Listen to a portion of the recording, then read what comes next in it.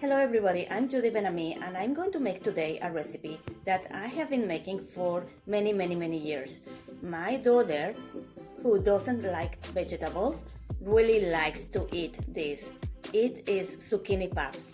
The secret for this recipe is that it contains carrots, which make it sweeter, and it has cheese and eggs and breadcrumbs. So when you combine everything together, all the flavors really mix up, and the flavor of the puff is completely different to just the flavor of the individual vegetables, and that's why it's so appealing to everybody in the family.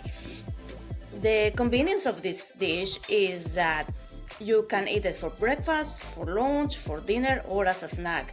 So it's something that you can make for any single meal of the day. And because I wanted my daughter to help me with the dish, instead of doing that on a pie dish like my mother used to make, I am making that on muffin tins.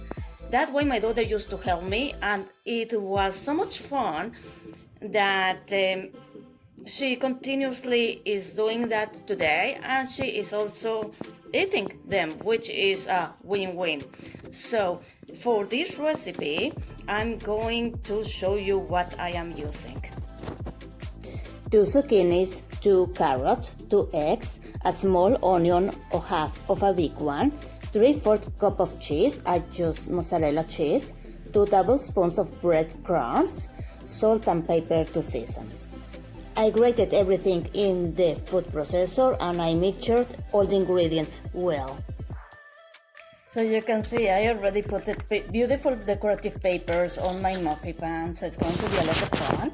And I'm going to make sure this is all well mixed, and I'm going to pour the content into my muffin tins until I fill them up. I'm going to put them in the oven at 375 degrees Fahrenheit for half an hour. When you take them out of the oven, you will want to eat them right away, but better let them cool a little bit. And then serve them any way you want. This is a serving suggestion.